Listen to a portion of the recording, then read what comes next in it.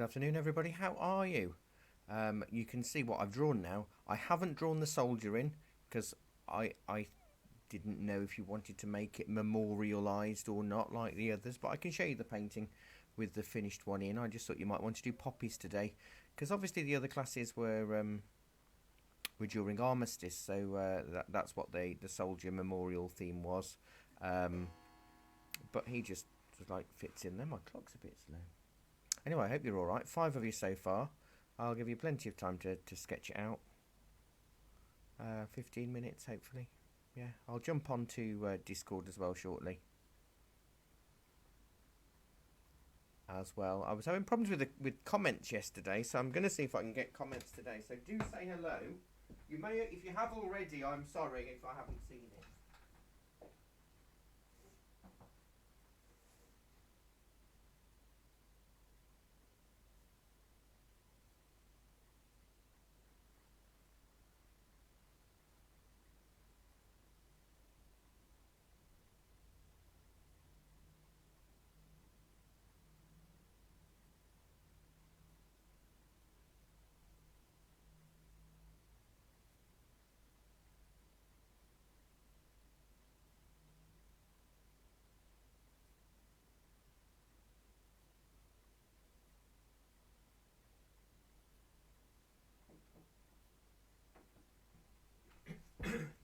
Well, no, I'm not seeing your comments again. This is the second time this week that Facebook has done this across me.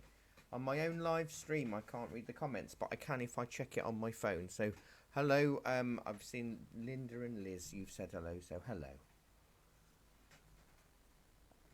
I've just seen the Openreach men turn up, so I hope they're not going to disconnect us. They're over the road working on the box.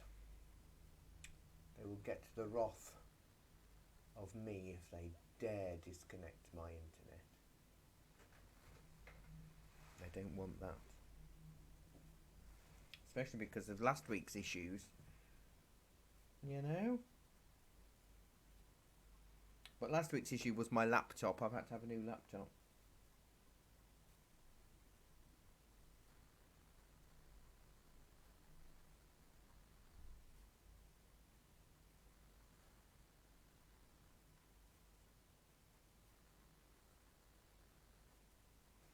I'm here. I'm fully loud. I'm just not as close to the microphone as I normally am, but I'm back right next to the microphone now, so you should hear me. Let's get some bird song on as well. Liz, I know you like your bird song.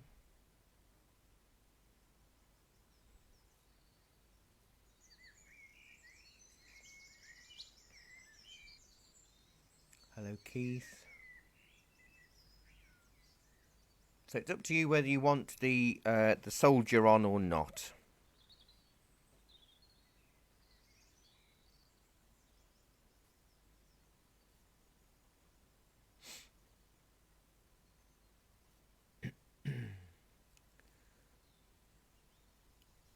He goes on afterwards anyway, so it shouldn't really be an issue for you.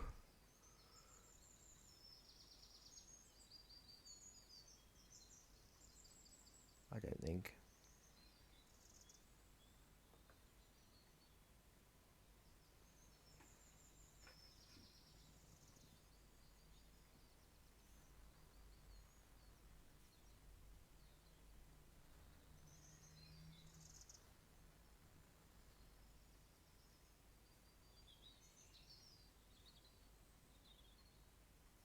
And you all did really, really well last week, by the way, with the wave, even though there was... hello, Cheryl. Oh, no gossip, Liz. Sadly. I've only been at the shop very briefly. I haven't seen a soul. I only go in Monday mornings, Wednesday mornings and Friday mornings for a couple of hours. To be honest, the shop roof's leaking left, right and centre now in more places than not. It's not even functioning as a shop, so I'm really, really run down with that, to be fair. I was there this morning and I found even more leaks. I couldn't open as a shop even if Boris told me I could tomorrow. It's too wet, it's too cold, and I can't. It's all covered in plastic, and I can't keep a shop covered in plastic, so I don't know what I'm going to do, to be honest. I'm really a bit down about it, but never mind. You'll find a gel pen useful today. Now, yesterday afternoon we did a portrait. It took us nearly the full 2.5 hours. So you'll be doing it in 10 weeks' time. I'll show you it, just so you can decide whether you want to be ill or not and miss the class. So that's what we did.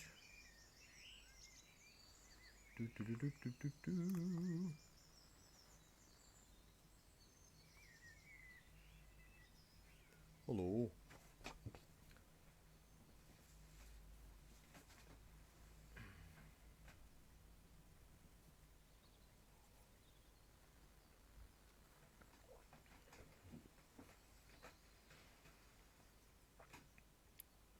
Okay. Simple colours today: ultramarine, cadmium red, cadmium yellow, and maybe Payne's grey. Because if you look at my finished pieces, kept it really soft. You could go a little bit stronger than that, to be honest. You could. It's up to you. But I'll keep checking in the comments on my phone, because I can see that then. The light, don't forget, is coming from there. It's very low sun, which is why that poppy is very pale.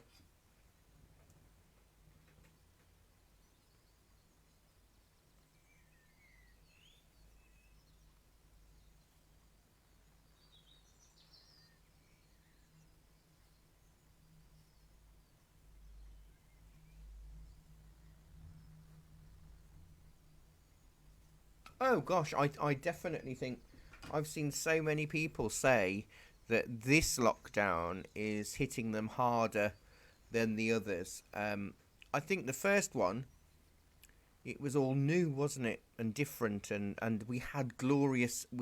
Honestly, through the whole of that lockdown, we had glorious weather, didn't we? And it lasted until 2 days after lockdown eased, and then we had rain, didn't we? But I don't think we had any rain at all, only overnight. It was beautiful weather from April right the way through to June. We haven't had that this time. It's a depressing time of year anyway, isn't it? It's sort of dull and damp. We've had so much rain, and it's cold, and all of that kind of thing. So I think there's a lot of people that are more fed up and restless and tired. Just tired. Because I think also, in a silly way, in a human way, we thought that once the calendar reset to a new year, we'd all have a fresh start. But obviously, pandemics don't go by man-made time, do they? They do their own thing. And I think that's where a lot of people were hit harder. They just wanted to get 2020 out of the way. And 2021 is much of the same. It's funny, I was talking about a class the other day, and I said last year, but then I realised I had no classes last year other than the first 2.5 months. And it's really weird to try and, because we all, and I've said this in other classes, maybe this one, it's hard because we judge the passing of time with memories. Each memory or something or occasion is a benchmark and a memory that we can gauge. And we haven't got things to gauge or to make memories from, because for a year nearly we've been at home. And I think that's what makes it feel a lot longer, and that's why January feels like it's been a very long year rather than just a long month, because nothing's happening. You know, normally you'd have a day trip or a birthday or a holiday or a something to mark a certain time frame, but we haven't got it. And I think that's where we're all struggling?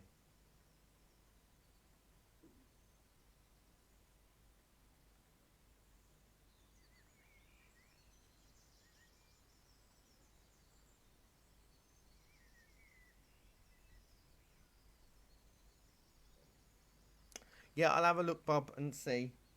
Thank you, Liz. So I'll give you another 5 minutes. I'll log on to Discord, see if Anna and Chris are there. And maybe Linda, I don't know. So I'll keep flitting from Discord to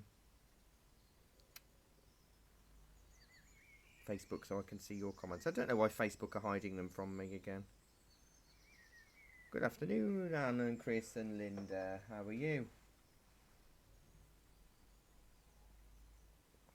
I'm all right. Oh, it's really getting me down now.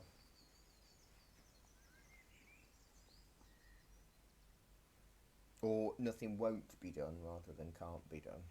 I think that's more for the point. Because it doesn't affect them directly, I don't think they bothered. You'd think, but well, only indirectly. It's not their stock, and it's not their customers, and it's not. So it is frustrating. I haven't actually seen anybody in over a week.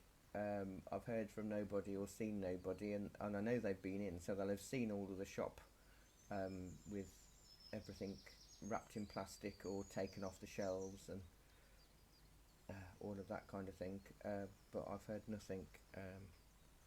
But even if I could afford to relocate, there's hardly any shops in the town centre available that are either big enough or affordable. So that's the problem. Yes, well, exactly. I mean, even if I wanted to really um, quadruple my outgoing expenditure, there are only two shops that are that price, and they're too small.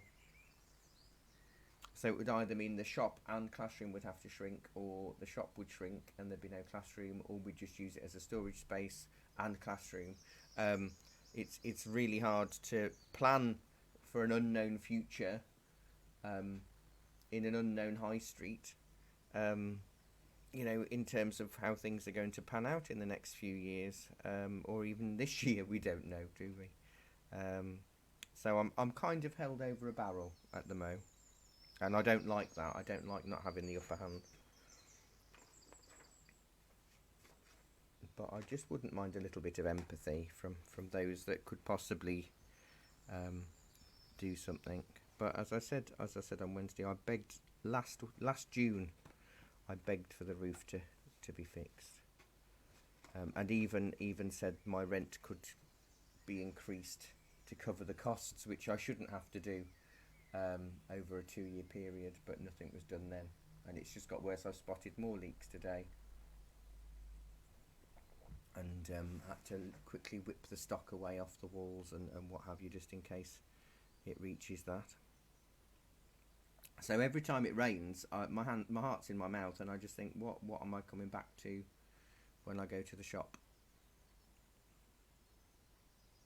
Oh, absolutely, absolutely. It's really not doing my anxiety any good. That's for sure. So nothing. I've either got to win the lottery or make some sort of drastic decisions, and I don't want to do. I don't. Well, I can't afford to. I can't force the lottery. I can't force myself to win the lottery. If only. Right. So, as I say, in this one, I'm not putting the soldier in. But if you've drawn him, you need to have drawn him if you're going to, because he's a sort of like ghostly silhouette. I mean, it's quite effective as a memorial piece. If I put my original painting back on there that I did in another class, I did use masking fluid on the stems, but I'm going to use a white gel pen next time to get the glow of colour but we did it in a different way. So I didn't use the masking fluid at this point. The masking fluid was added afterwards, believe it or not, and I'll talk you through all of that anyway. So it's just the 1, 2, 3 colours and potentially Payne's grey, depending on how dark you want to go. I'll just quickly check Facebook for comments.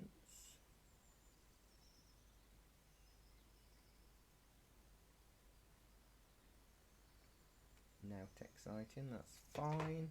So I'm going to wet my squirrel. Now, as we said, the light is sort of very low on the left hand side, kind of where that, just below that poppy. So I'm going to wet my paper, all of it, the whole lot. I'm not going to soak it, but I'm just going to make it a little bit damp and hope that my brush is clean. It looks a little bit blue, but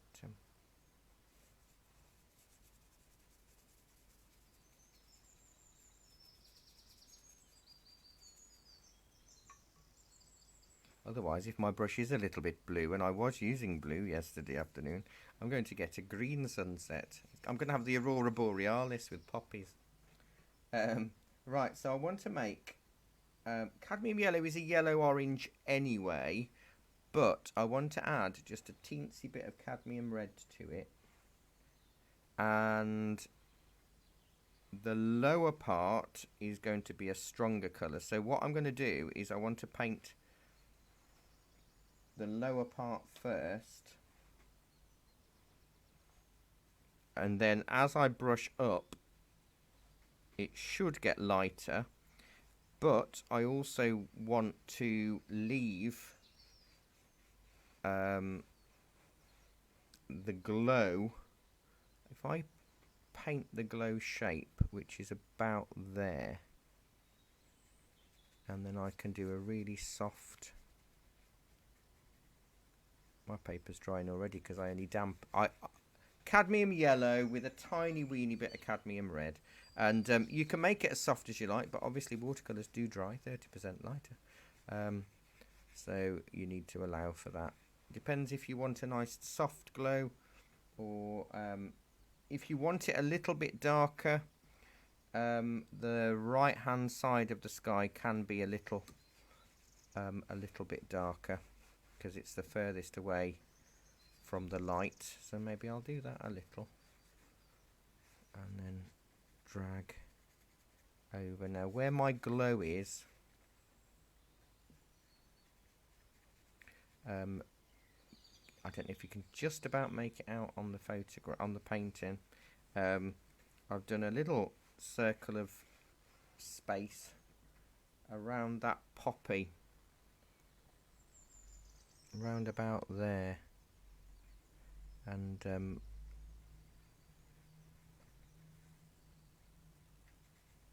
I might just use a clean damp brush to soften the edge.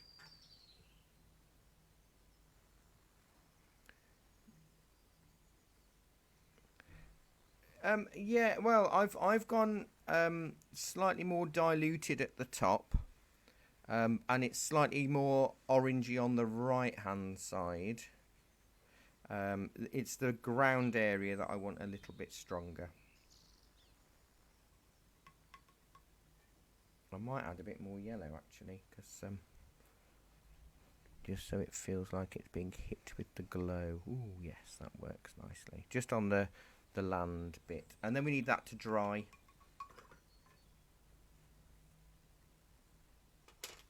I might have to nick it, squirrel it away for the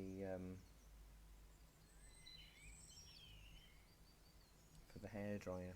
That's still, you know, they never got back to me. You know, I bought one in December, a hairdryer, and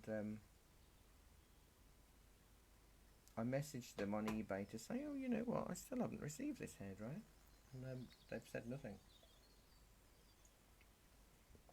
It wasn't loads, but I mean, it's 20 quid I could have spent on chocolate or something rather than a non-existent hairdryer.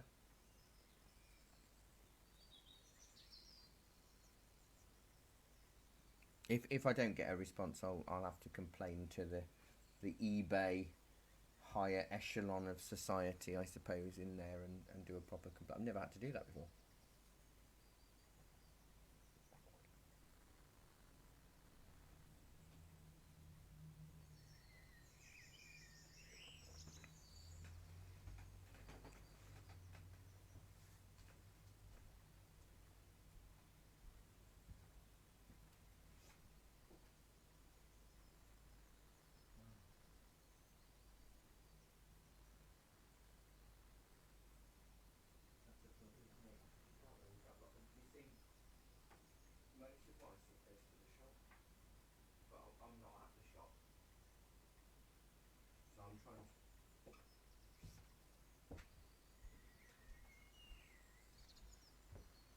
Yeah, no, yes, I have. I've left a slightly lighter area where the light glow is,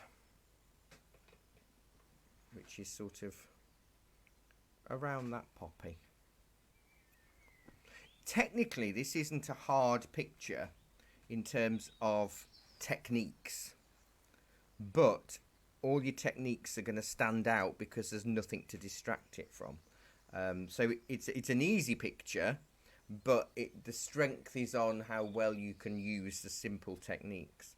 No, very impressed. Rob, your wave was gorgeous as well. I just spotted that when I logged in to the group. Hokusai, yes, Hokusai, yes. Absolutely. Very tempestuous, Rob. Well done. And people posting from the drawing class we did a bandstand in Edinburgh. It was quite fiddly, but everyone did a good job with that as well. You're all doing so well.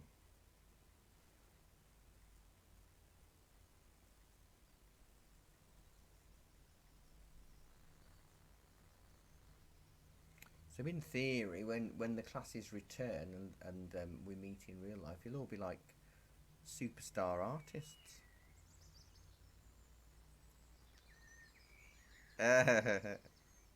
You never know. So I've just got to wait for this to dry.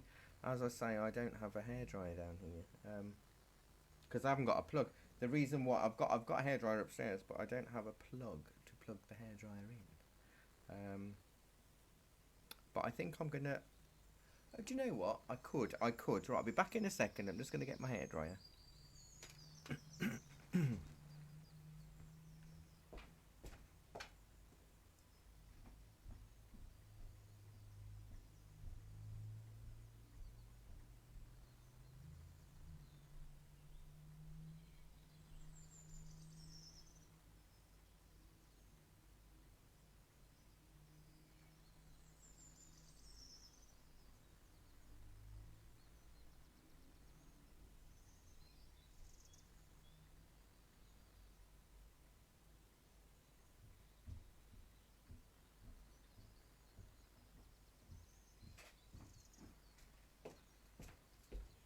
Right, let me get on the floor. What was that song from the 80s? Open the floor, open the door, get on the floor. Everybody walk the dinosaur. Remember that? Oh, I'm exhausted.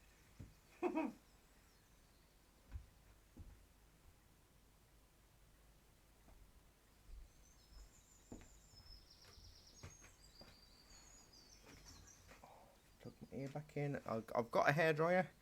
It's plumbed in, so I'm just going to dry it off a little bit.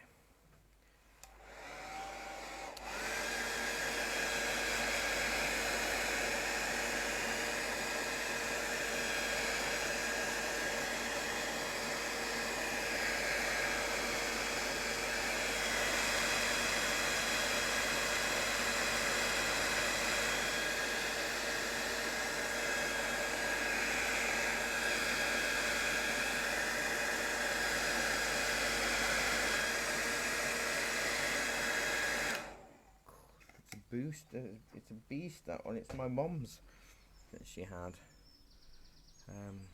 Right, that's nearly dry, but we can still wait, obviously, because yours are going to have to dry. and it isn't even 2 o'clock yet, so we're doing all right. It feels weird, but it doesn't feel like Friday. I mean, I've still got the structure of all of the classes, haven't I?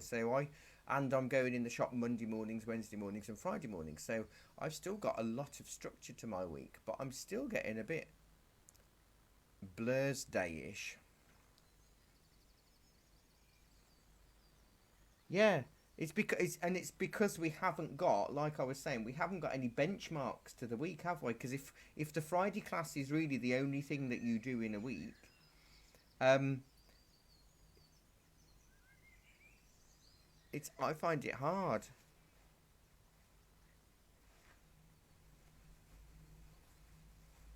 No, you're not doing it. You're not going to a different place, and you know, yes. But then when you think back to Christmas, Christmas feels like ages ago to me. Even though it hasn't even, it's only just been over a month. It's the 29th today, isn't it? So yeah, it's really bizarre. I think it's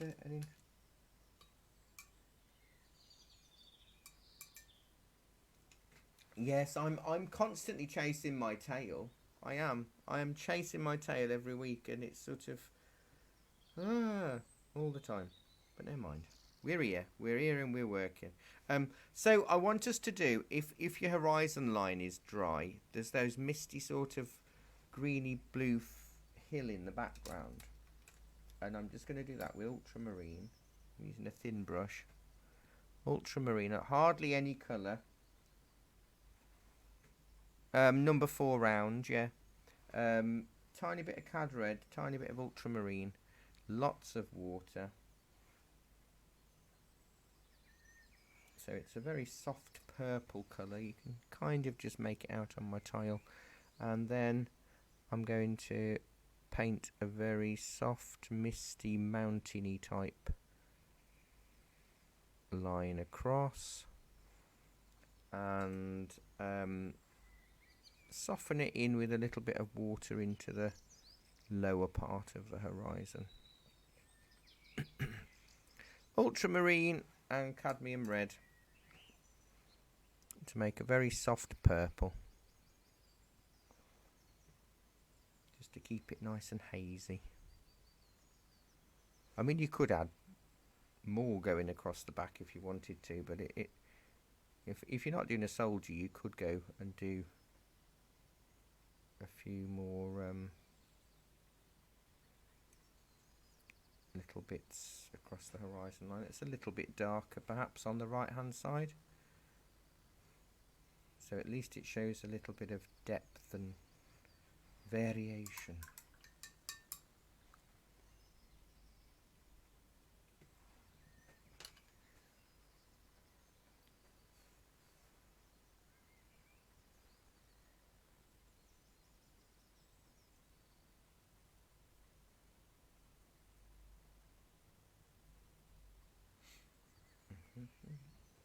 So that's just ultramarine, cadmium red,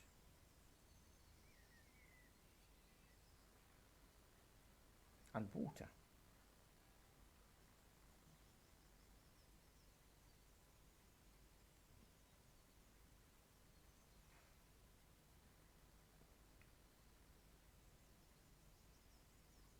You know what? I still haven't caught up on Landscape Artists of the Year, Liz. I watched last week's on Wednesday Wednesday evening, but got the timing wrong, so I missed the actual one because I was still watching the previous one. So I'm catching up. Yes, I think it's Wednesdays at 8 o'clock.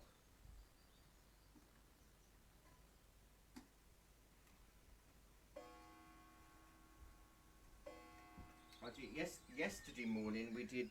I did a gouache lesson for the Art for the Anxious, and it was how to paint a realistic looking apple. I'll just show you that in gouache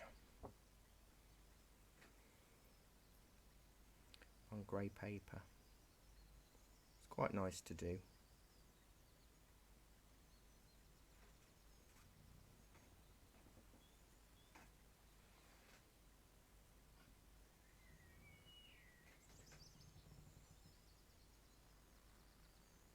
So we weren't after hyper realistic, we were just after realistic.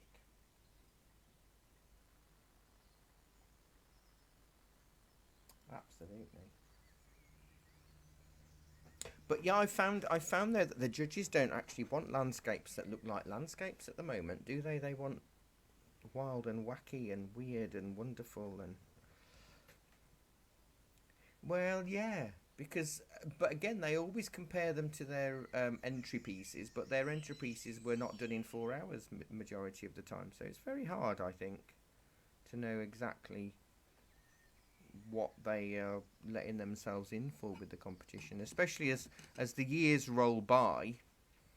They're going to be wanting more and more different and unusual things, and so yeah. And my landline's ringing. Nobody's got my phone number except for my mother, and she ain't going to be ringing, is she? So it'll be spam, sales call. Because I'm at home. I'm at home far more at the moment, so my phone's rung loads of times. So maybe it rings a lot anyway when I'm at work.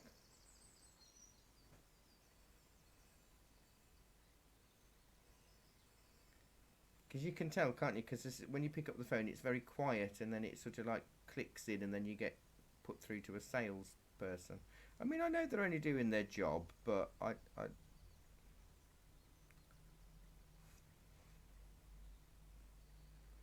yes, I don't like a cold call if I'm honest. I'm not. Oh, this is still so cold to the touch. Never mind.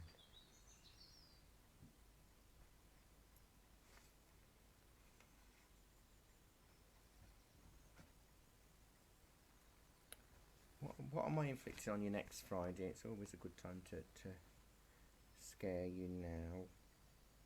Oh, we're doing frosty fields and amber skies next week. That's a really nice one. I haven't got the picture with me because that's back at the shop, but it's a lovely one to do with a very, very orange sky and strongly silhouetted trees and a snowy ploughed field. Really lovely one. Oh, and I've Anne and Chris, I've heard off Janice. She's doing all right, but she's not great. And her husband's not great either.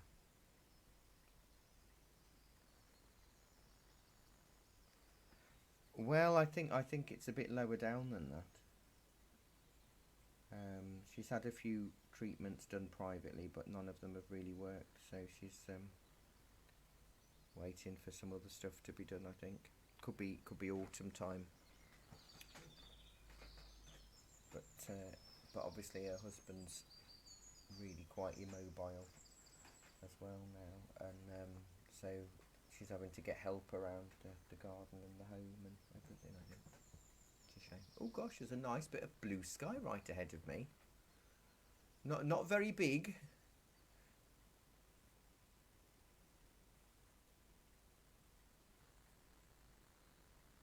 Yeah, I was in the shop this morning trying to move stock around and cover it up and what have you. So I didn't see any sunlight. So that's a shame.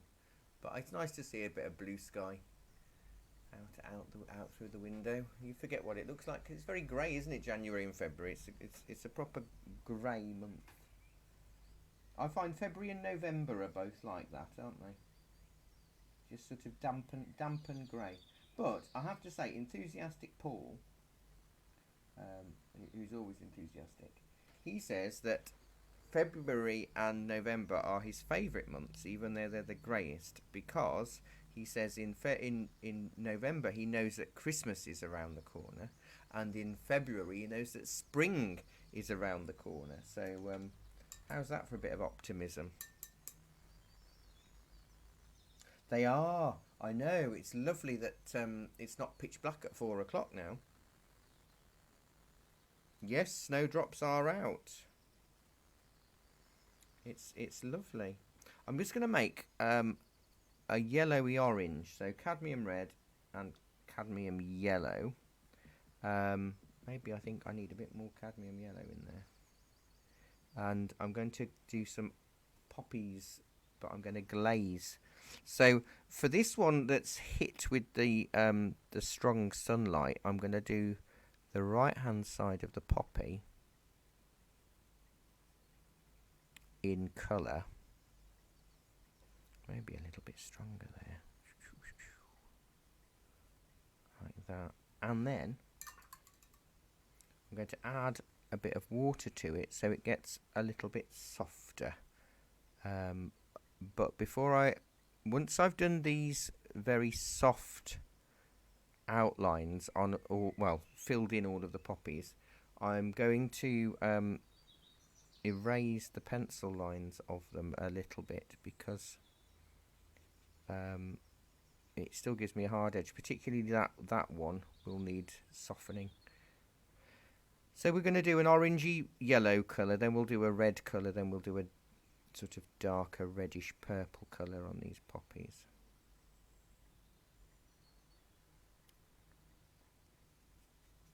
This is a nicer, relaxing lesson to do. I know I'll give you some quite challenging ones, which is good.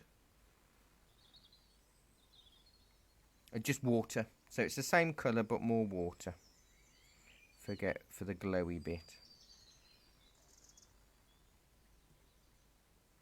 Need to mix up a bit more of this colour. So yeah, it's another weekend.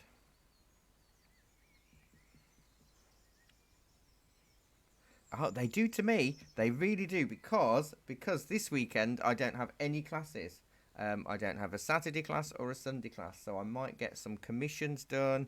I might go for a walk to try and get my waist thin enough to fit into some trousers again. The possibilities are endless. But, you know, I'll probably end up making cake and biscuits instead.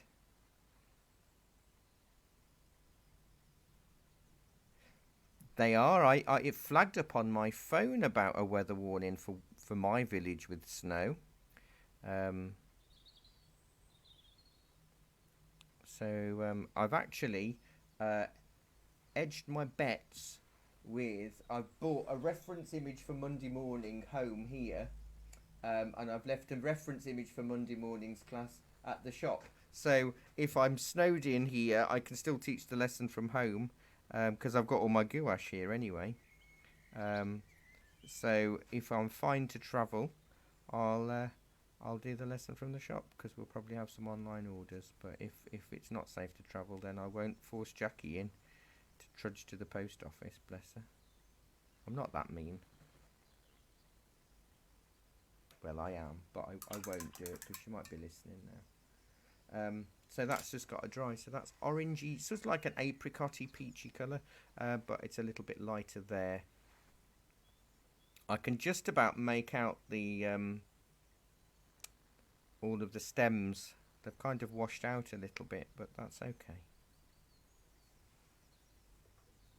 So that's just cadmium yellow with a bit of cadmium red.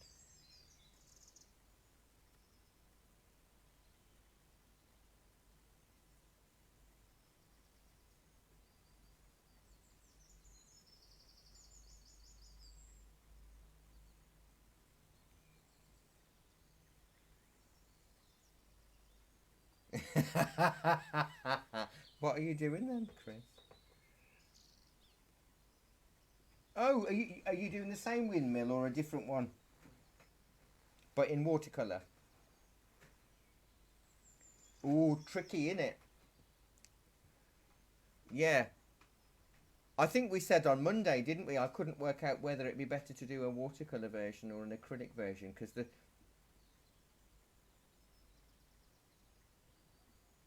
in acrylics. Have you had to mask all the fiddly bit out against the back bit?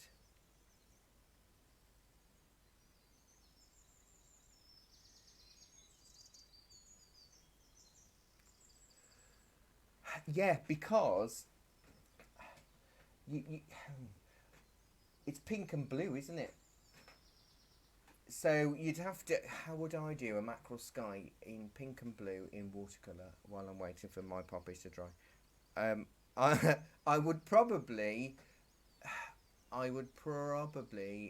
do a whole... dampen the whole of the sky area, drop the pink bits of cloud in, then paint the blue around it and leave a bit of a gap. That's probably what I do, or I'd just cry.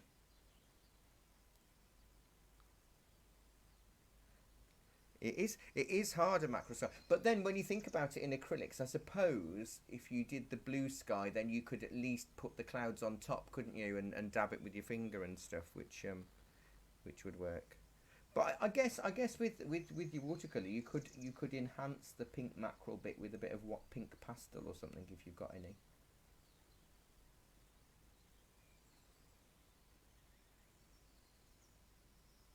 Oh yeah, yeah, yeah. I think that'd be really nice. Because yeah.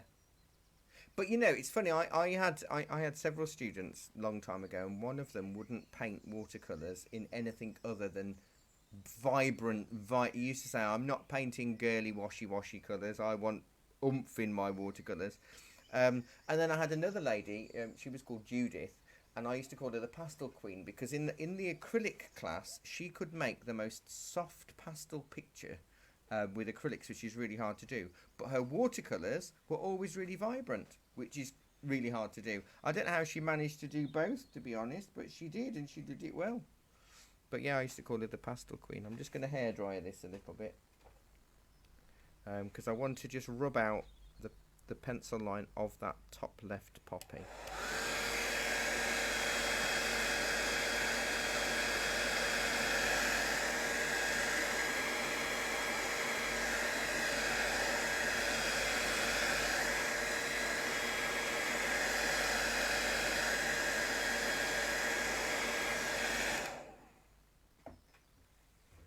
What's the hairdryer on? Where have I put my rubber?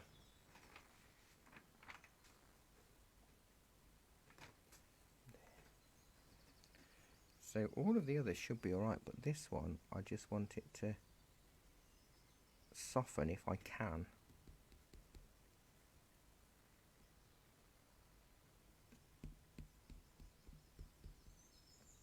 See, if I painted over it, then it's not gonna erase. I think that's softened it a little bit. We will put some red on it and what have you as well. So it's what have you is the new colour by Winsor and Newton.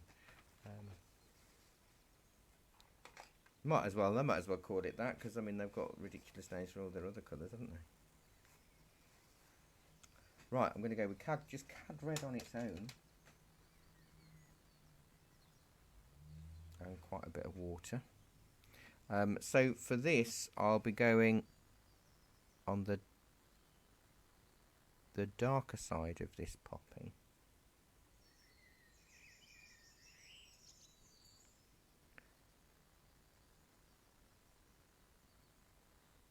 And then a bit of water to soften it in towards the glow. Now, obviously, we have got the glow there, and you might think, why put that orange colour on underneath? It just enhances the orangeness of the poppy more than anything. So just add a bit of water. Because of all of these poppies, it's just cadmium red on its own, neat with water. And I'm going to do all of the poppies in the same way with the number 4 round. Oh, the open reach fan has gone, so that's good. I did have a lump in my throat when I saw them pull up with their little flashing lights on. Oh, that's all I need. The same class to be disrupted by internet 2 weeks in a row would be awful.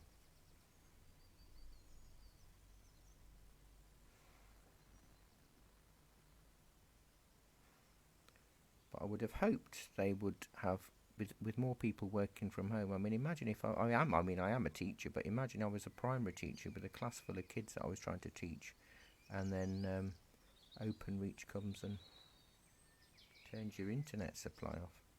That would be a little bit, I mean, I'm sure the kids wouldn't mind. Although I would if I was a child. When I was a child, I absolutely loved school. It was my one, because my growing up life wasn't particularly child friendly at times. With my mum's first husband, so school was my one constant and my one love. So to be stuck at home for me would have been nice because I spent more time with my mum. But I absolutely adored school. So I would have got really upset. I'm the boy that would make up extra homework because I wanted to do more, or I'd do extra research on topics that I found interesting. I wasn't a swot, but I just really enjoyed learning. In fact, I've inherited all of the books that were my Google as a child, and they're ancient now. They're probably all out of date.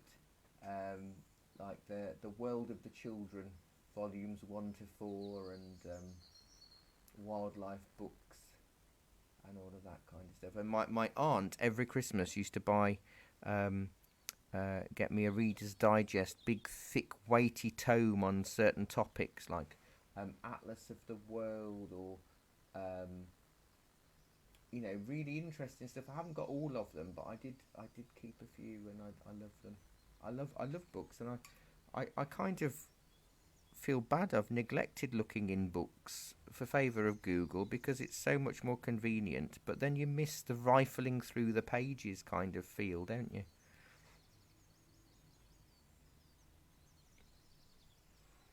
It's not quite the same, no. We ought to get those books down. As I say, it was the only way I could do homework was through those books, and they were my brothers and sisters' Google as well. A lot harder to get information.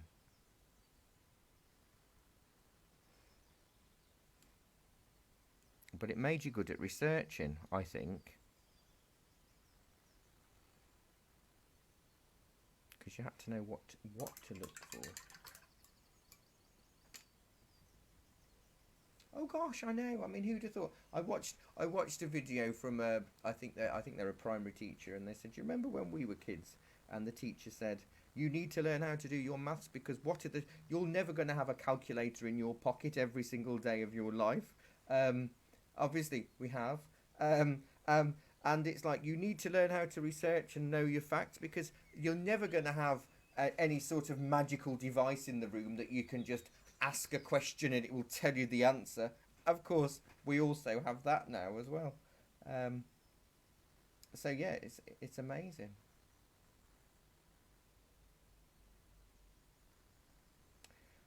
No, and there's so much misinformation online as well, and I think you're right, Linda. You do have to learn.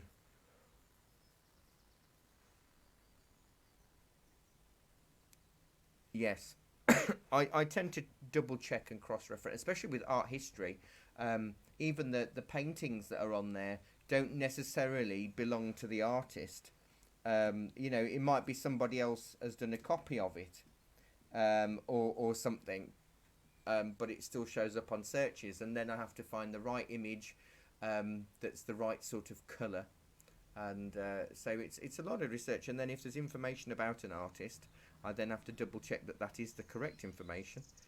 So for a 2 hour art history lesson, it could take me up to 6 hours to plan because I'm having to check what's real.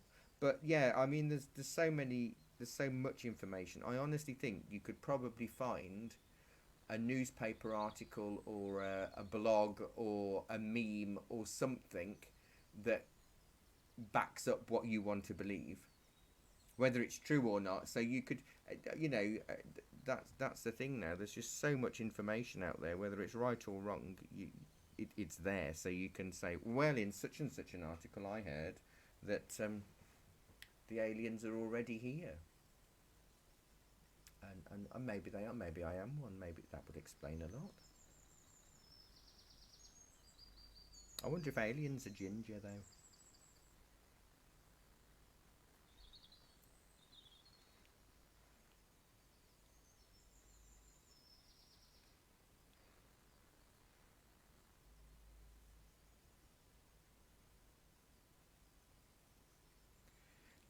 Yeah.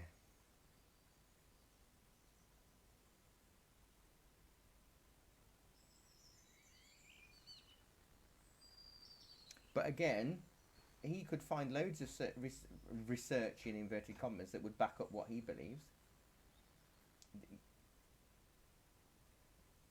Yes, or it may be crop. I'm just waiting for the red poppies to dry. But yeah, it would be cropped. I've seen a lot of arguments about stuff, and they just crop the tops off certain things and to make it fit what they want. Yeah.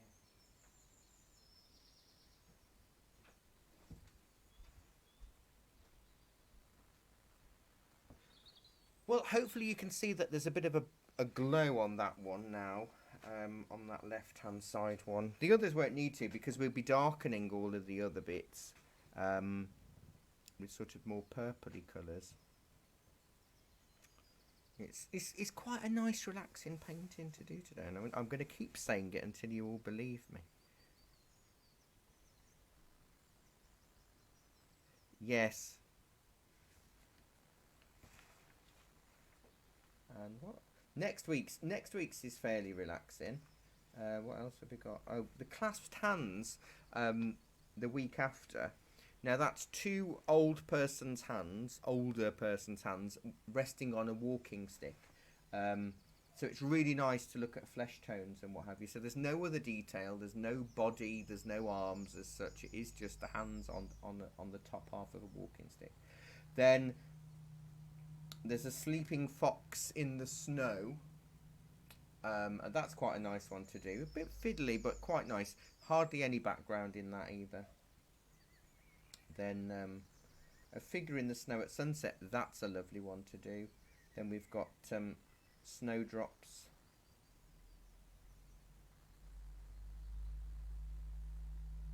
Puddles. Couple in the rain. Then that portrait I showed you right at the beginning.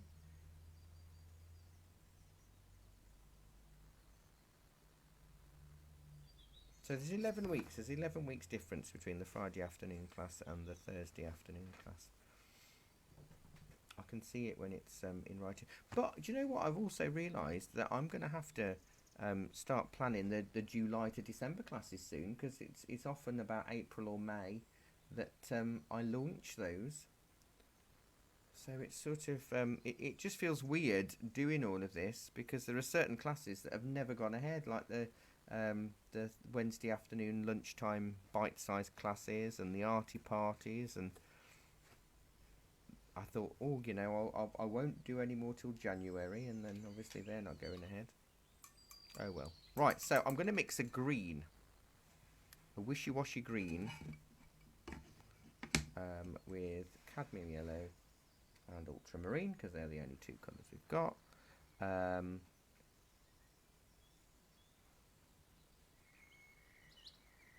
It's going to be more of a yellow green to start with, because the poppy stems are more of a blue green.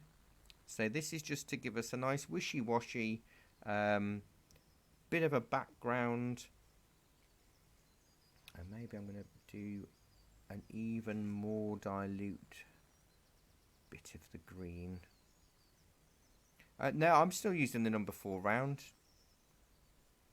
So this is just sort of, I'm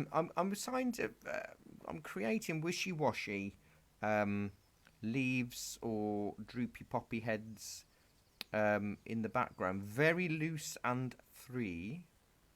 And then I'm going to go a little bit darker as I get towards. So this is about an inch down from the horizon line. I'm doing this, and it's very watery, so it won't stand out too much.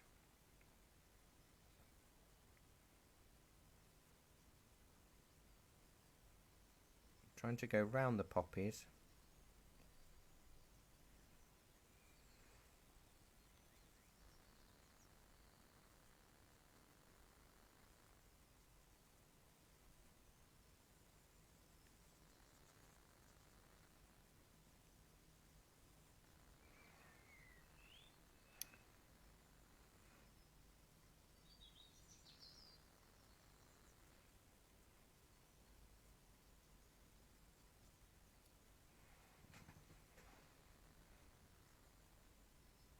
finished, Chris?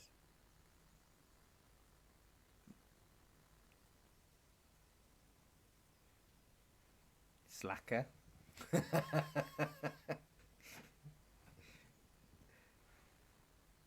No, it's not. It's not. That's why I think I did it in pencil on Monday with you, because it's a lot harder to do in paint. And I think acrylics. Do you know what? It'd be really nice to do in pastel, wouldn't it, Chris? Yeah.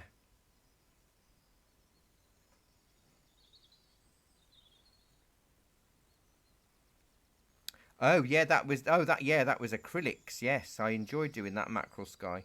But again, you can overlay colours in acrylics, so that's the advantage, isn't it? Whereas with watercolour, everything's a little bit, yeah, not impossible, but I think you've got to be in the right frame of mind for something like that in watercolour. So I'm just using the colour a little bit darker now to do the same sort of shapes, um, and then I'll do a nice yellowy green.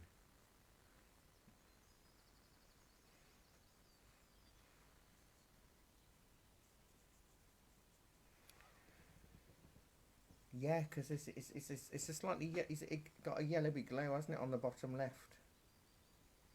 But then nice pink and the sort of cerulean at the top, isn't it? In that picture. Fade. Okay, cool. That'll give you nice purples if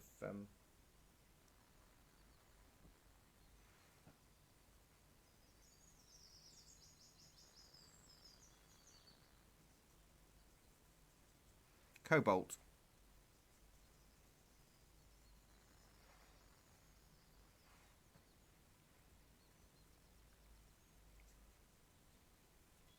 It can be deceptive when you're looking at colours on a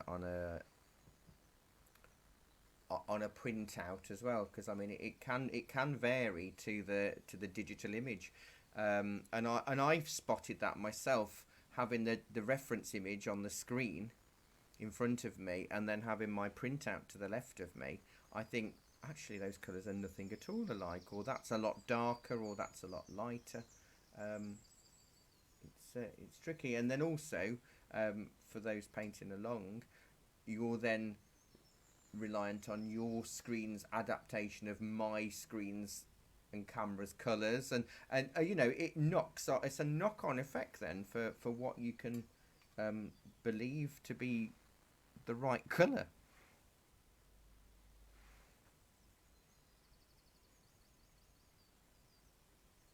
Last week should have been the wave.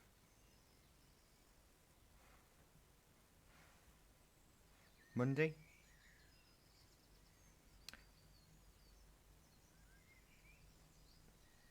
Yeah, but do you know what? On Tuesday's acrylic class, they were a bit. It was a bit more yellow. I think I should have gone a bit more orange for those on Tuesday. Yeah, but it's a bit of individuality in there as well, isn't it? I think. So the closer two colours I'm creating of this is same two colours but more yellow, and I'm probably going to do a few more actual, a bit more cadmium yellow in it, yeah, just to warm it up. That we're going to do really dark bits in here as well, but it's just a nice way of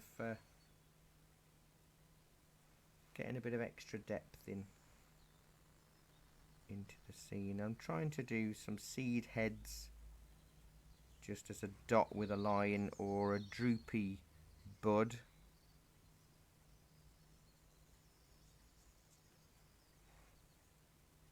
And fill it all in. So the lower part is going to be quite filled in of this yellowy green. Not quite mushy peas, because it's the wrong yellow for mushy peas. Unless it's an old tin, perhaps. Slightly out of date. That's what I'm finding as well. A lot of the stuff in my pantry's out of date, and it's hard to believe we're already in 2021. So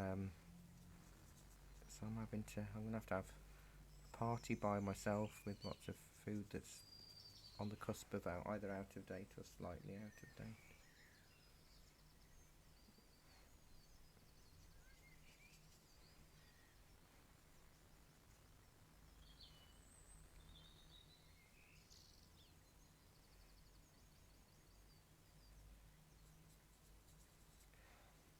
Yeah, I've been using because I have a bit of apple cider vinegar every morning.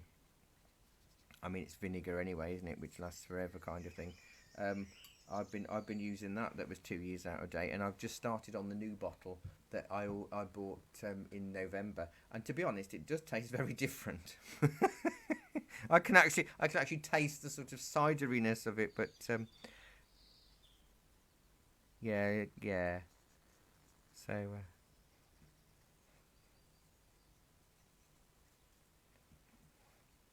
yeah, I think I've got some very old curry powder that's probably not, because I don't make very many curries, and so I've still got it just in case I need it. But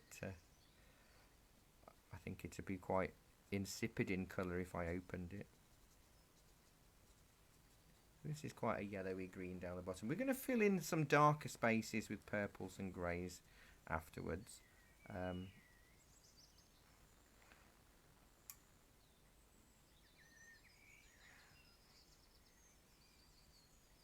just my my tile is so close to my paper that I've just coloured in a bit of the sky green. So let me see if I can lift that out. Clean damp brush. Yes, perfect. Oh, it's a good job. I kind of know what I'm doing sometimes.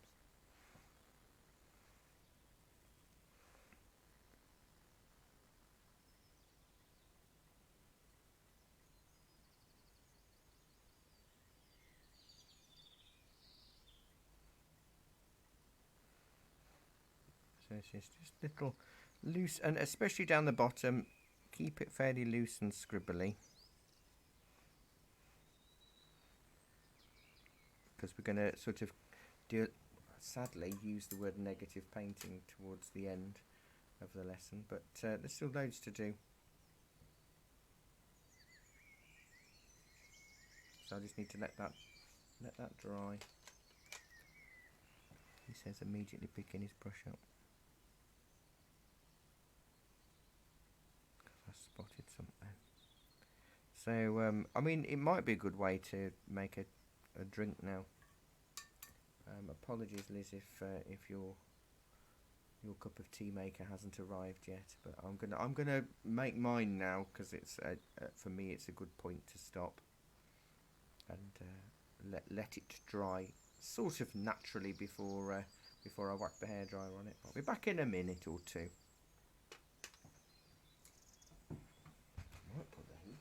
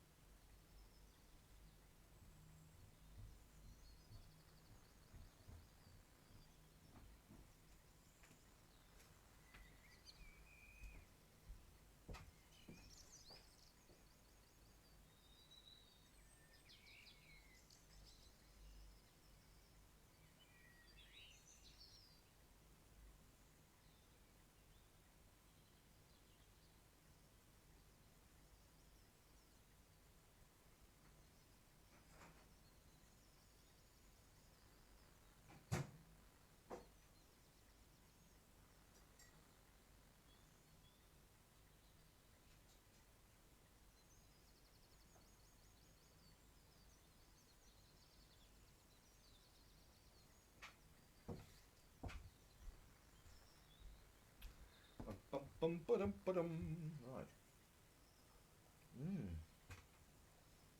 Back with my tea.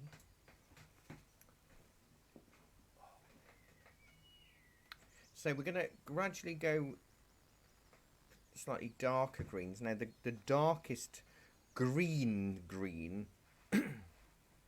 is going to be the stems and the buds and the seed heads attached to all the red things and the foreground. And then if I show you the finished one, the bits behind are darker, more purple blues, really. That gives the depth in the foliage. So that's how it's going to hopefully work. So I need to mix, and I'm still going to stay with my number 4 round.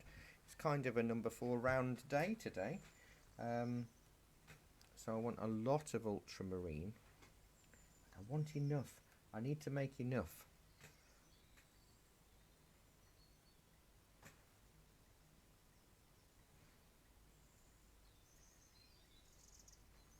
So if it goes a bit too of an unnatural green, you can always add a tiny bit of red into it.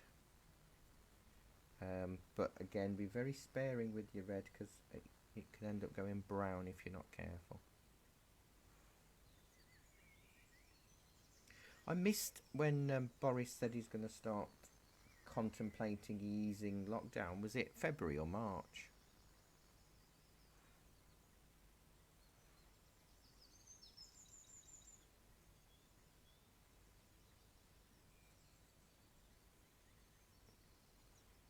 No, it won't.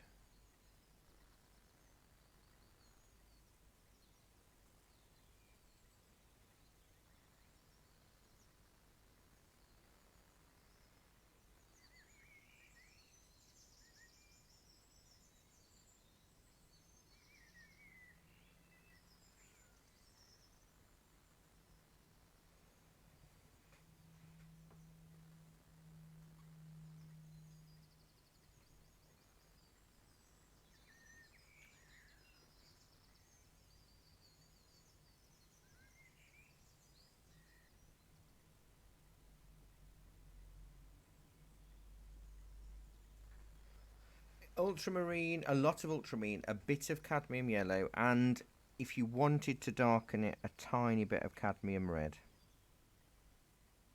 But not, again,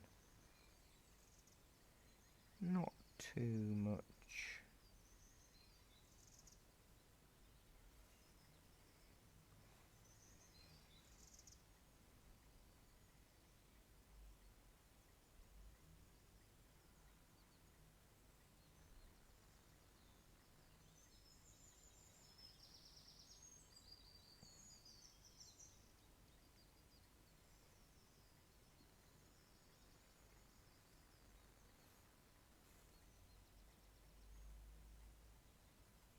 I've lost a lot of my lines.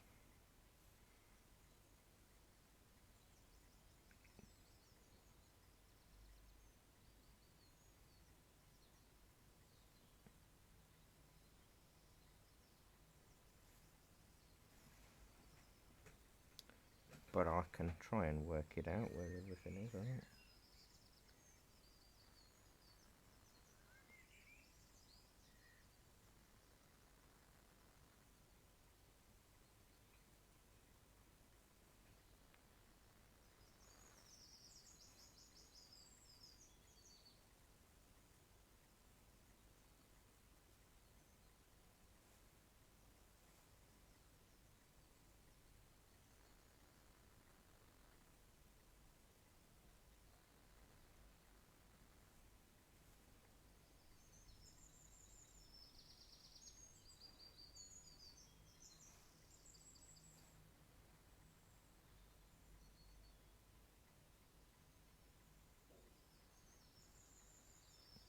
I ended up having to do an Iceland order the other day, and I was really naughty and I ordered some Easter eggs because last year I couldn't get a single Easter egg at all during the lockdown, and I was so sad because I do like Easter egg chocolate. There's nothing like it.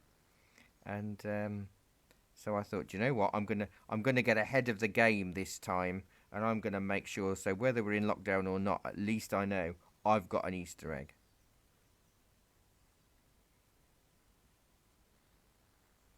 Nothing fancy, just one of the buttons ones.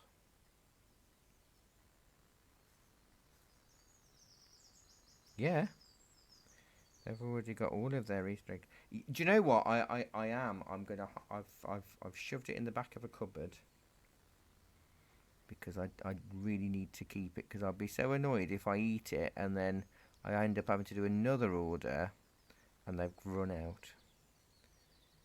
I would really dislike myself immensely if that happened. Yeah, I couldn't believe I couldn't get a single one last year. I think everybody had bought them all just to cheer themselves up.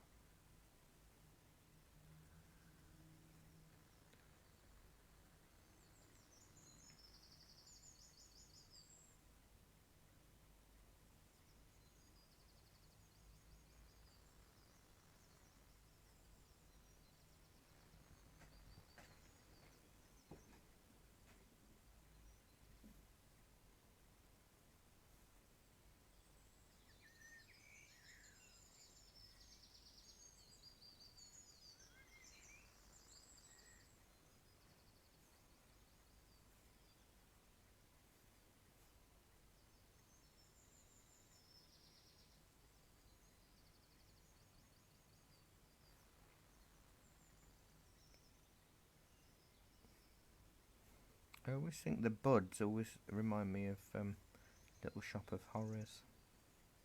You know, the big plant. Feed me, Seymour, feed me.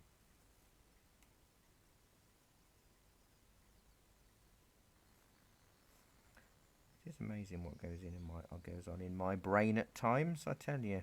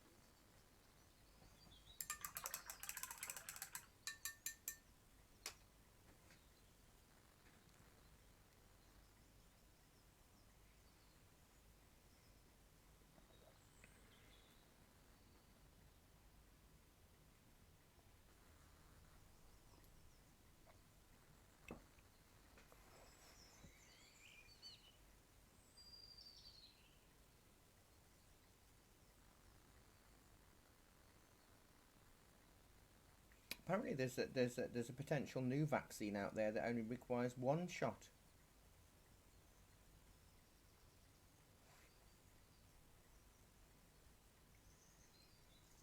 They'll probably use that with us youngsters, won't they?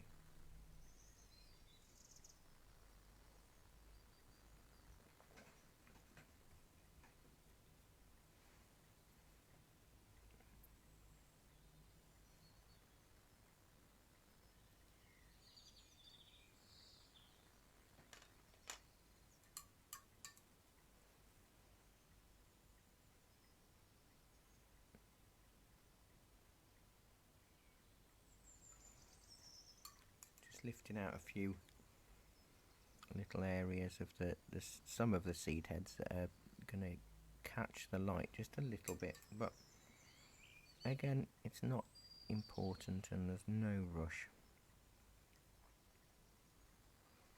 That said, we were talking about how light it is. It's really dark in here today. It looks, the clouds have really come rolling. It's that ominous creamy grey stuff. Well, yes, I didn't want to say the snow word, but it does look a little bit...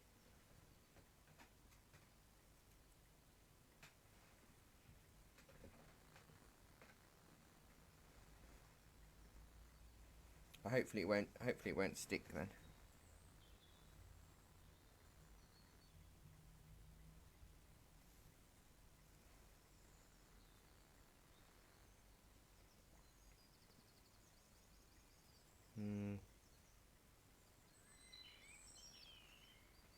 Yes.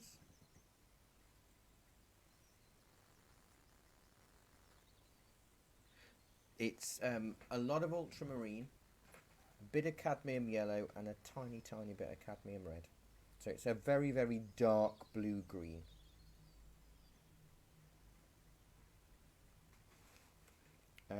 Cadmium yellow and a tiny bit of cadmium red. The cadmium red is optional, really. It just depends if you want to dull it down a fraction.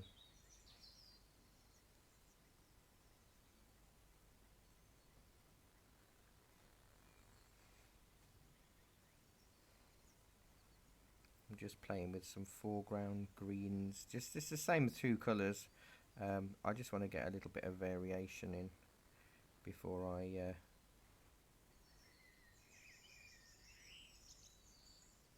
put the background purpley colours in and stuff.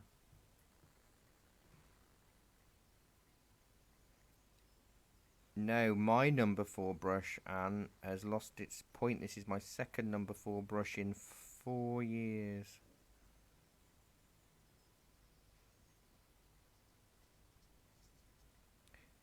Yeah, mine's gone a little bit. It's from doing dry brushing, I think. Mine's gone just a little bit bristly, if you know what I mean. Yeah.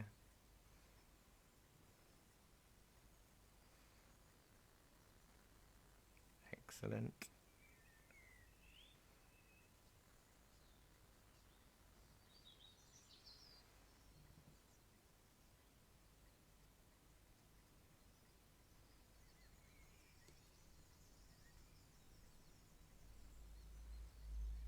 Good.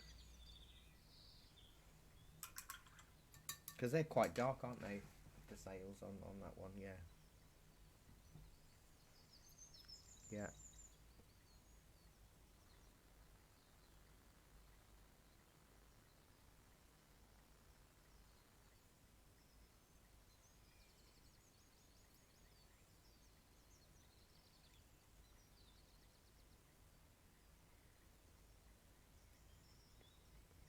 So I'll wait a few minutes. Because the next thing is kind of the last thing, and it's lots of different shades of purple out of the red and the blue. So purple for the darker parts of the petals, purple for some shadows, purple for the shapes within the background to really make it nice and dark and interesting, the negative painting.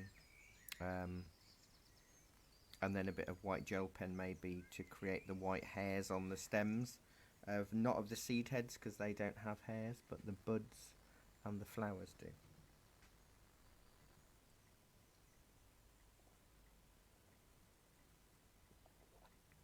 But there really is no rush, it's only just coming to 3 o'clock.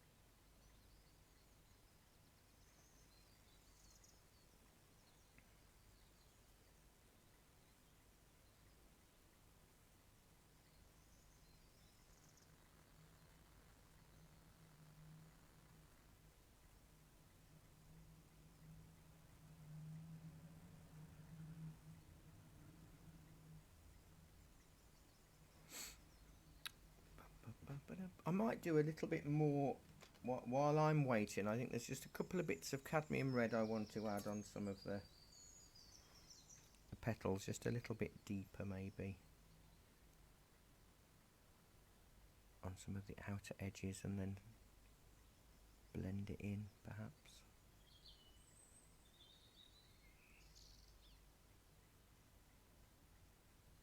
So I'll add a bit of colour and then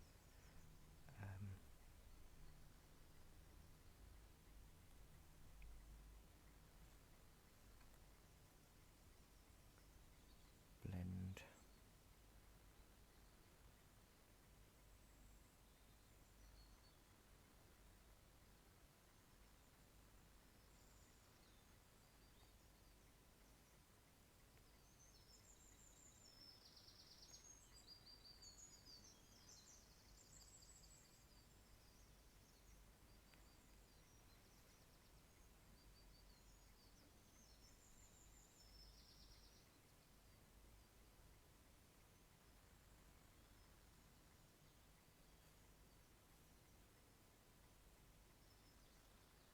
So this is just neat cadmium red I'm adding. Just in a few places. There's nothing pressing. It just helps get a bit more delicacy in the petals, and it won't look as much of a shock when the purple colour comes into play.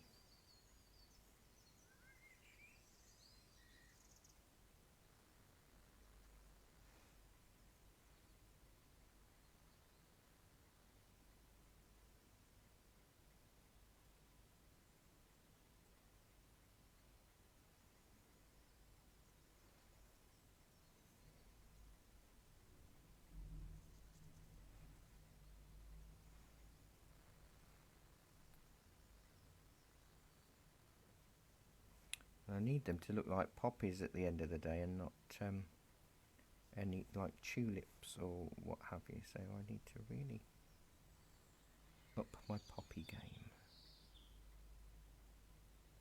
That'll work. I'm going to leave that one. Just do a little bit there,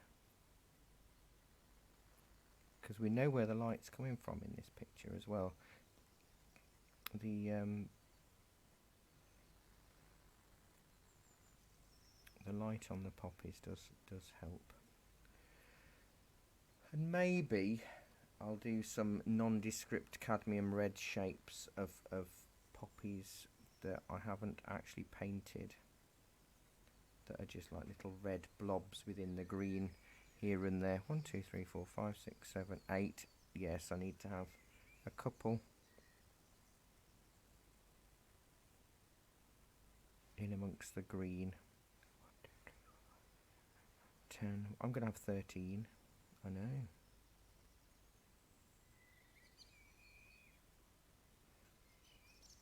But these aren't actual flowers, these are just little.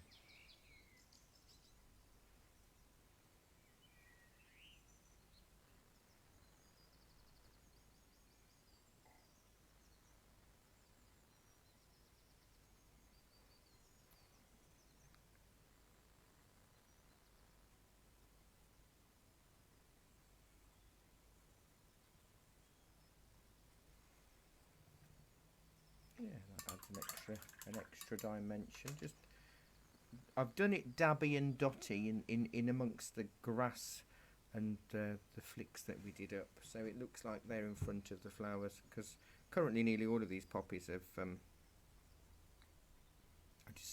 in the front. I have put 2 stems in front of 2, but now we just need to wait for that to dry. Let me check if there's any comments.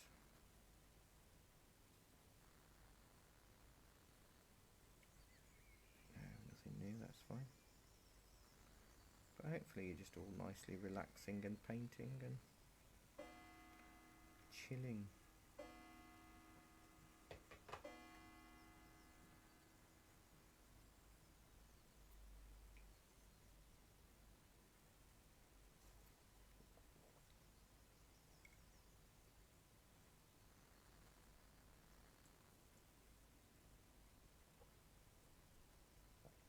All bit of blue skies come back again, that's nice.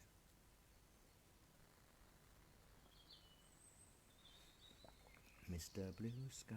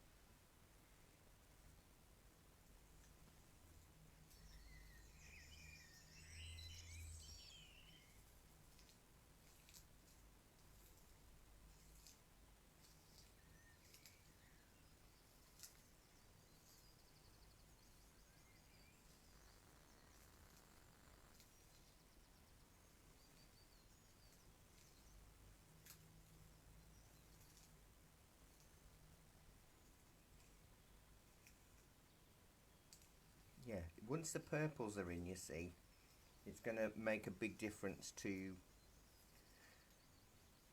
the contrast again. It will make the light bits lighter and the dark bits darker, but it's as always, it's sort of that point in the lesson where it sort of feels a little bit scary.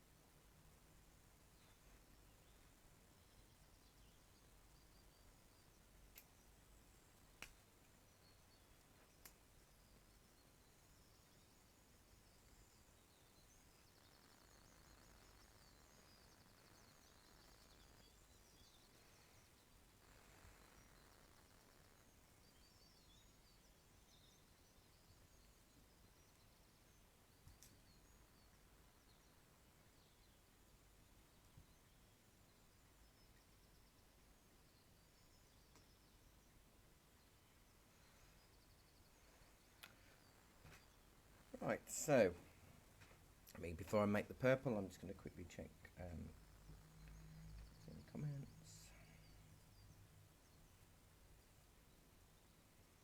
Nope. That's cool. Right, so I'm going to mix. Ooh. Oh, keep shutting my lid. Ultramarine, cadmium red. Sort of an aubergine colour, I suppose. For the shadow within the poppies, you want it probably more of a red purple. For the shadow within the grasses, you want it more of a blue purple.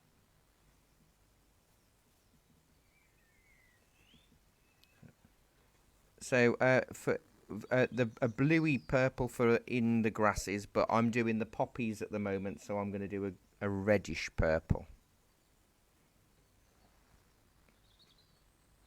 So still cadmium red and ultramarine, but more to the red for the flowers and more to the blue for the greens.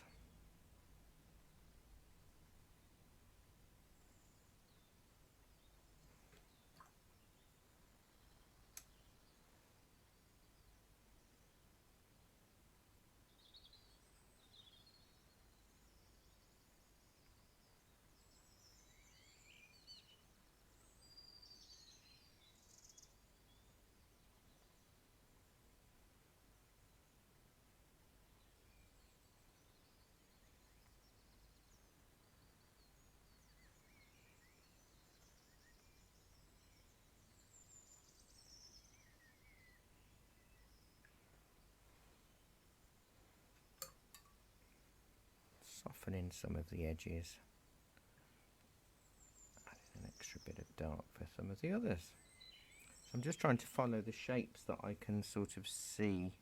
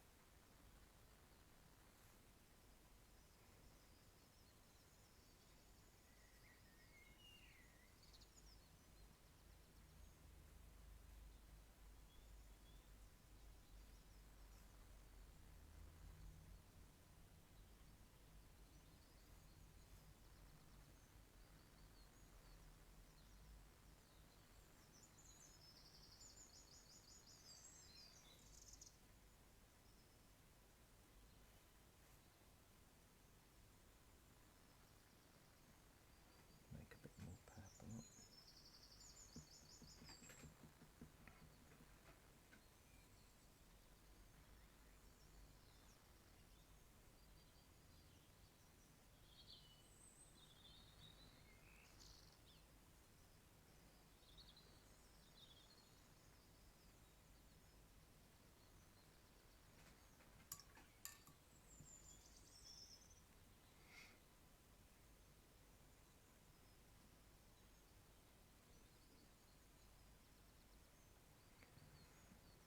Oh yeah, I think something like that helps with the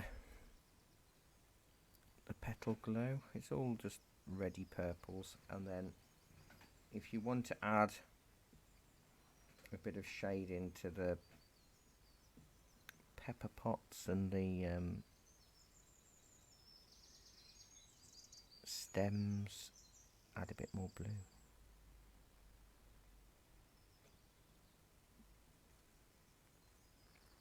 But the thing to remember is where the light is coming from. We know the light is coming from where that left hand poppy is.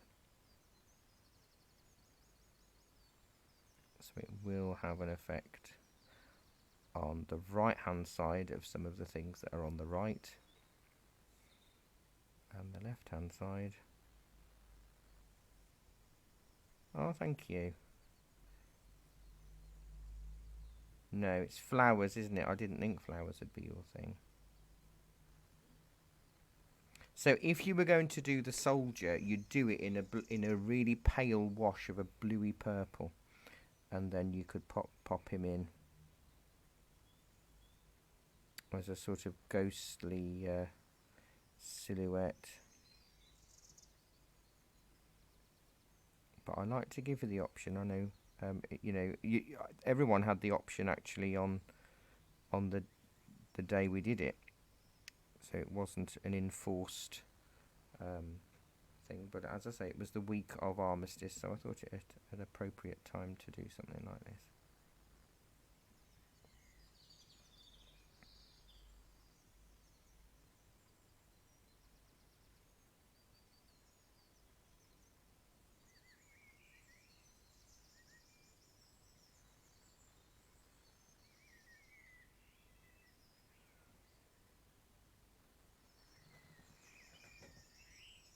So for me, what I've got left to do, because I'm not doing the soldier, is create sort of patterns and shapes within the green of a very deep blue purple.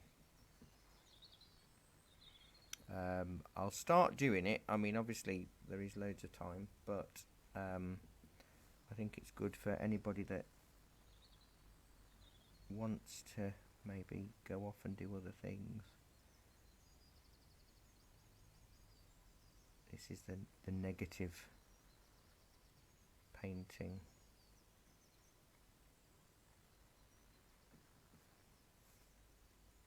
It's very dark in that lower section. It's the bit that I think everybody will sort of panic with.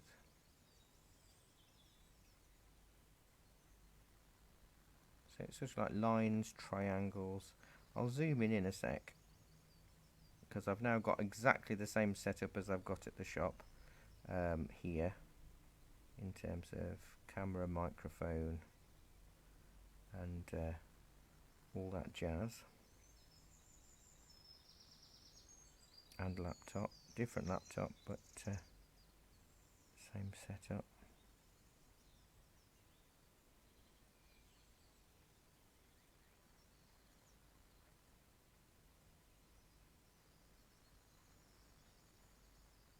Harry's quiet today. Is he having a little sleep?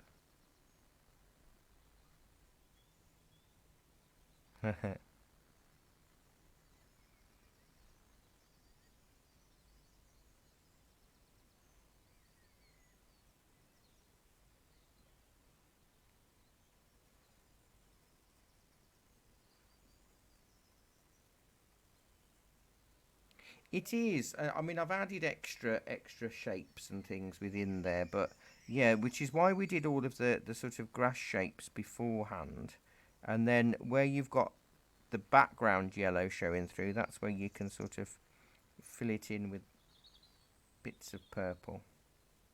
And you don't have to go all the way up either. Just concentrate mainly on the lower sections.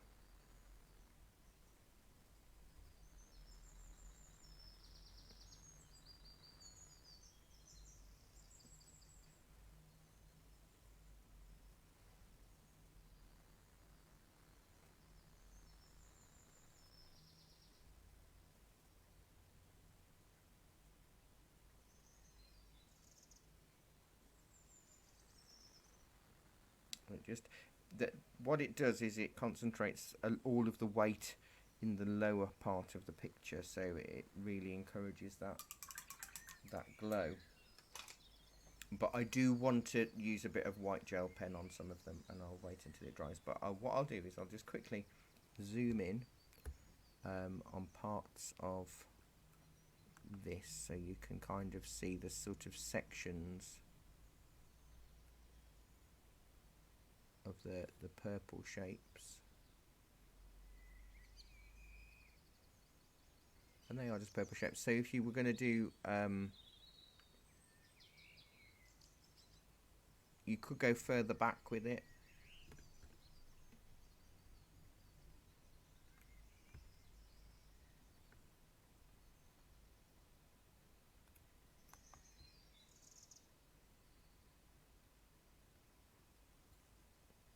But you'd need to do a softer purple.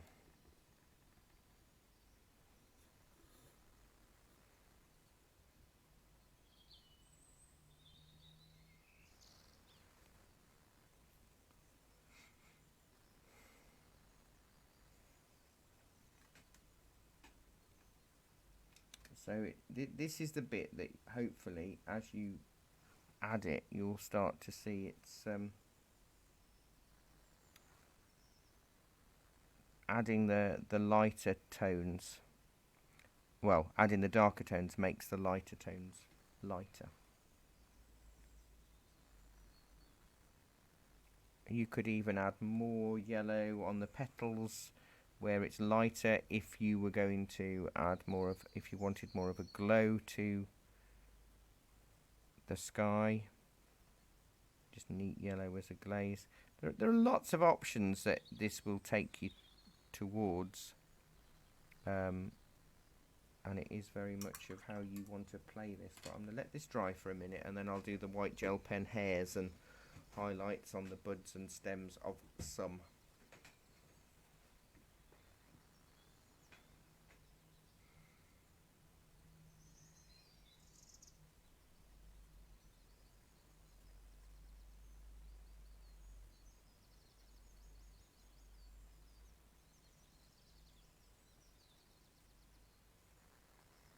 Yeah, I've only just worked out as well how to play music while the beginning scene is on. Your lesson will start shortly.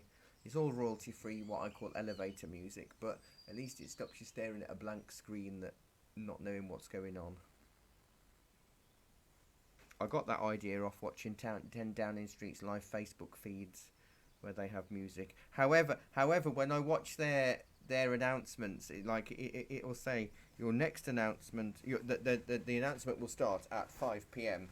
and then at 5 p.m. it changes, and then it goes the next announcement, because Boris isn't ready. The next announcement will start at 5:15 p.m. and then there's a couple of thousand people waiting and watching. Then the time changes. The next announcement will be at 5:25 p.m. and then suddenly you've got all this lovely elevator music, and then Boris appears.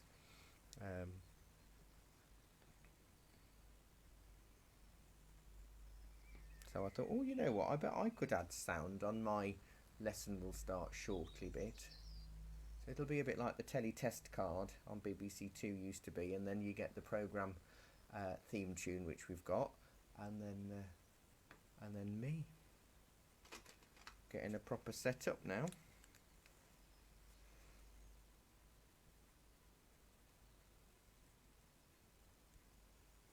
Exactly, yes, a bit of reassuring.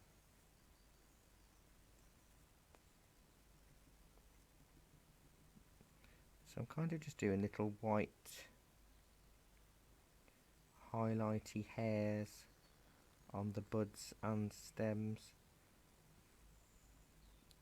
Not on the not on the seed heads. I don't know why, but I think it must lose, because it goes quite brittle, doesn't it, the seed head and the stem. So again, I'm not doing loads. I'm only doing it where I know I can see it, even if it ends up looking like little dots. So for Liz, she'll be kicking into our Neolithic art, because that's what we did last Friday morning. We had a wonderful discussion on Neolithic paintings and rock carvings and all of that kind of thing. And through it we kind of came to the conclusion that it's only in recent history, very recent history, that art has not been treated with the same reverence as it has throughout history, from Paleolithic times to up until about the Victorian period, I think. Yeah, I think so, and also I don't think it was then seen as very much as a hobby for ladies to do, and that kind of thing. So it wasn't really seen as a proper income for men. I mean, that said, John Constable had to wait 7 years before he could agree to. He was allowed to get married to his fiancée because he was an artist and he wasn't seen as earning a stable income, and that was in the late 1700s.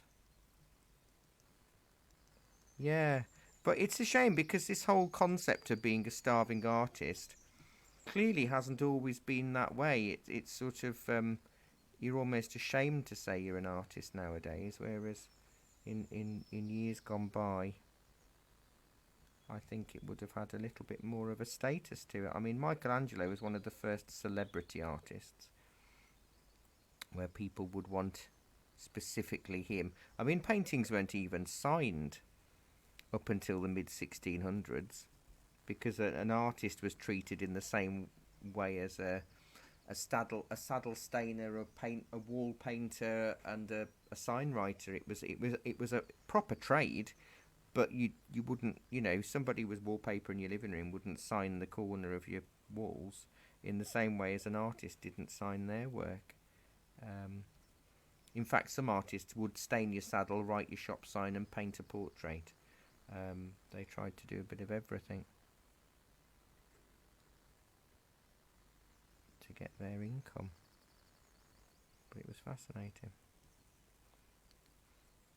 looking at how skillful, and I think that's the other thing that we took from the art history was that we think something that happened 20 or 30,000 years ago must have been extremely rudimentary and crude, but actually we were looking at some of the artwork and trying to work out how on earth they would have made such fantastic renditions of animals and all of that kind of thing. It was really lovely to have a nice chat about it.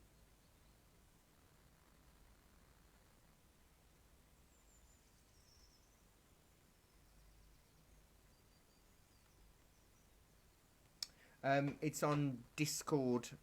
We do it through Discord because I can share a screen and it lasts. Because I don't pay for a Zoom account and Discord's free.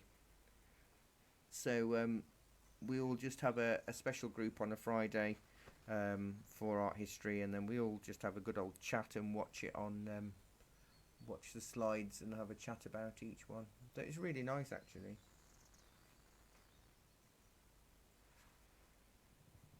But I've not yet worked out how to record a screen, so I can't save the lessons.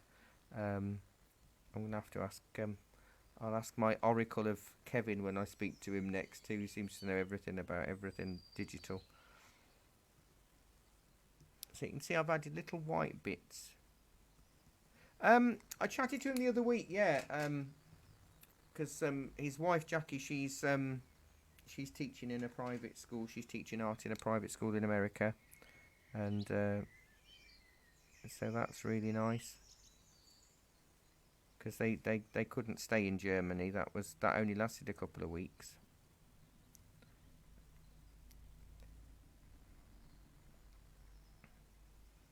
No, I don't think so. I think it's more to do with I can't remember what I think it was something to do with a historical family thing.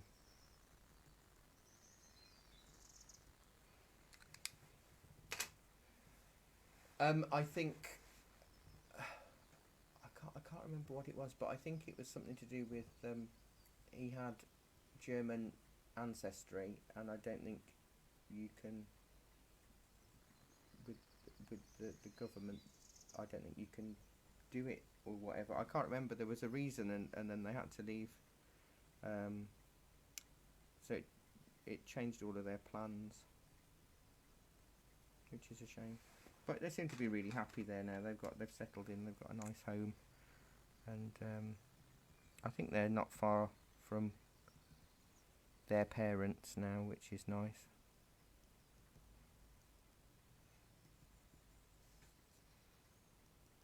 Oh yes, definitely. No, absolutely. I don't think I can do any more, but you can see the little white gel pen, how it does just lift out and do little. Yeah, on some of the petals I've added a bit of white, but on a lot of the stems I've just done either little flicks or little dots, and it just gives it that extra bit of glow, like the light is shining through.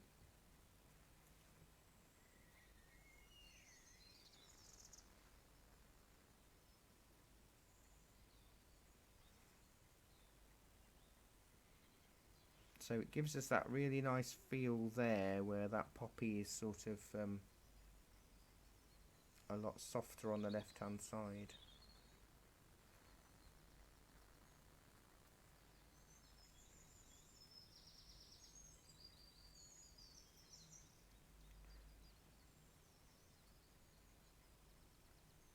Probably the students of the artery, because it might confuse a few. Yeah. Yeah, students of the artery. Have you finished it then?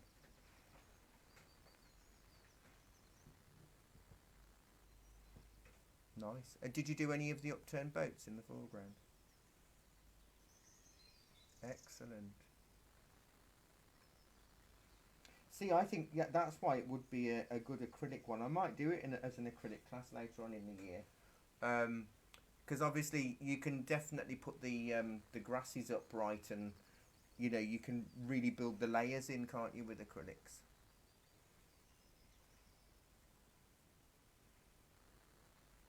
Yeah. Actually, do you know that one might be a really nice one for a full day one? Because it'd be quite tricky to do in 2 hours, I think, in acrylics. A nice A3 size, possibly. Mm, who knows? Right, so I think I'm actually done.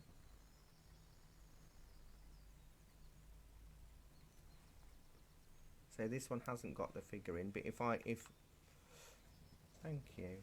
So I'll just quickly superimpose that one with the soft pale purple silhouette of the soldier in, just so you can see the difference. It still has the same sort of feel, but I think having the soldier in does make it far more of a remembrance feeling.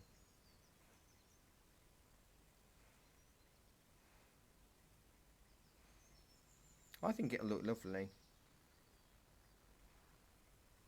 It's just a couple of weeks out of armistice, but at the end of the day, it doesn't really matter, does it?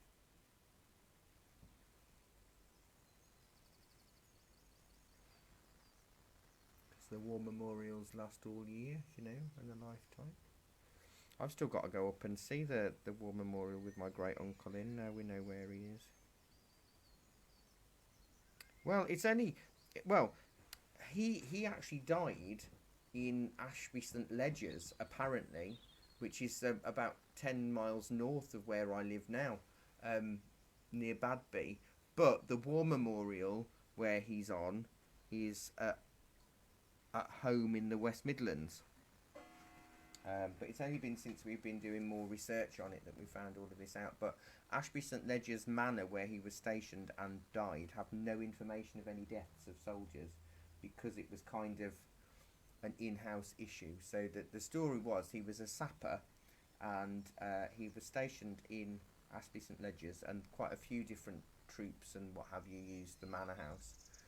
And family legend, my granddad never spoke about it, and it was his brother. So my dad and aunts never got to know, because he died in 1941, so not long before they were all born. And family legend is that Uncle Allenby, what a lovely name, Allenby. He was training others how to defuse a mine, I think, but it wasn't a dummy mine and it went off.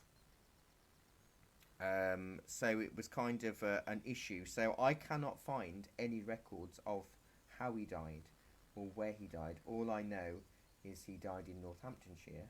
He was killed in action, and then from a letters we've unearthed, we know he was stationed at Ashby St Ledger's Manor in the months before he died.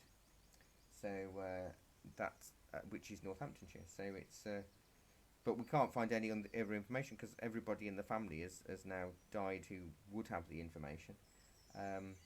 And it's only my dad's siblings, and they don't know, and they'd love to know.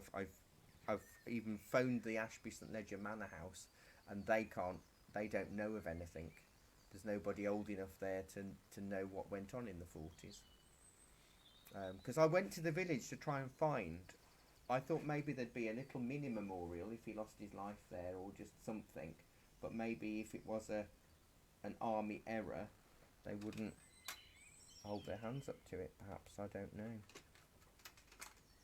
So it's a mystery that we'll never know, because even the army records apparently would have not that information in it, because it's too classified, I guess. I don't know. So there you go.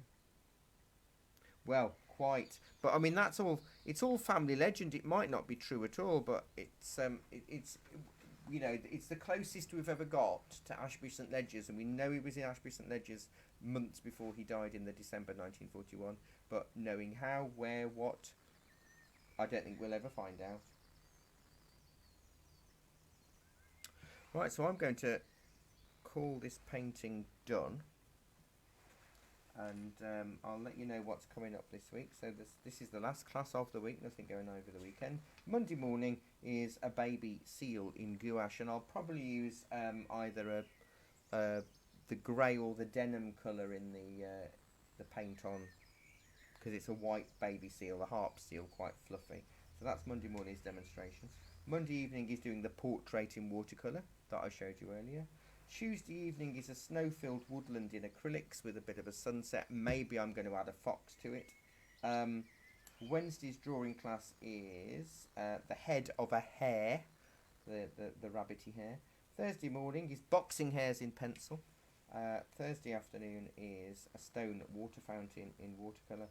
And then Friday afternoon, which will be February, is the frosty misty fields and amber skies. So there's quite a lot to look forward to over the coming week. But if you're not in any other classes until next Friday, do have a good weekend and a good week ahead.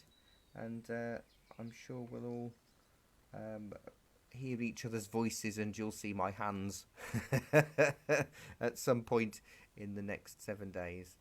So I look forward to seeing what you've posted and what you've created. As I said, it's a slightly more gentle lesson this week, and hopefully you've enjoyed it. So thanks ever so much. Take care and have a wonderful weekend. Bye bye everyone. Bye bye.